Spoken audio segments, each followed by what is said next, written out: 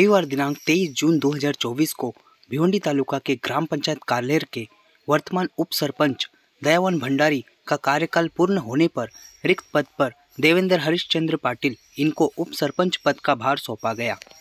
नवनिर्वाचित उप सरपंच पद की घोषणा होते ही पटाखों व ढोल ताशों के साथ देवेंद्र पाटिल का स्वागत किया गया। इस अवसर पर समस्त ग्राम पंचायत के सदस्य, आजी माजी सरपंच, उप सरपंच, ग्रामस्थ मंडल व मान्यवरों ने फूल व पुष्पगुच्छ देकर नवनिर्वाचित उप सरपंच को शुभेच्छा दिए।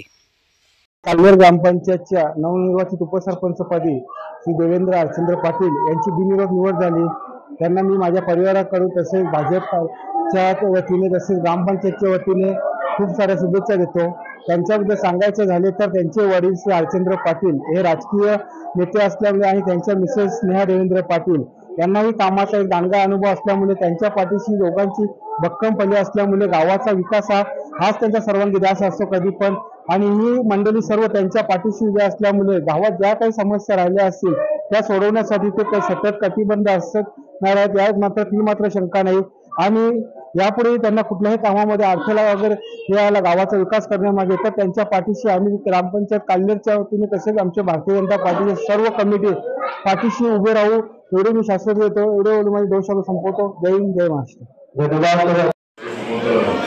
देवेंद्रजी पाटील साहेब यांची कालनेर ग्रामपंचायतचा उपसरपंचपदी बिनविरोध निवड झालेली आहे।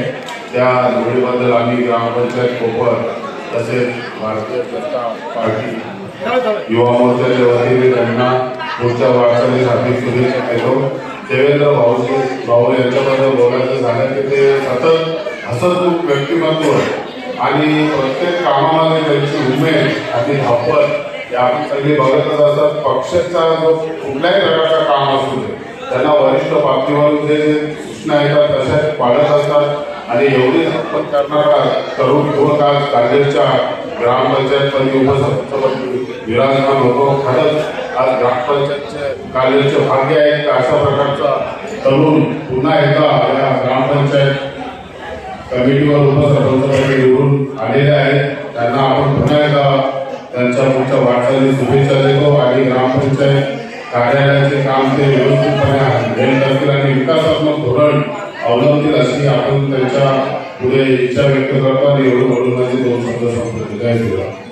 विठ्ठल महाराज, अग्निमाता, कालिका माता यांच्या पावनभूमी असलेली कालनेर आणि अशा कालनेरच्या आज उपसरपंचपदी माझी निवड झालेली आहे। या ग्रामपंचायतीबद्दल सांगायचं तर माननीय माजी केंद्रीय मंत्री पंचायती राज कपिलजी पाटील साहेब यांच्या आशीर्वादात आणि श्रीधर पाटील यांच्या विकास नीतीने प्रसिद्ध असलेली अशी ग्रामपंचायत आहे।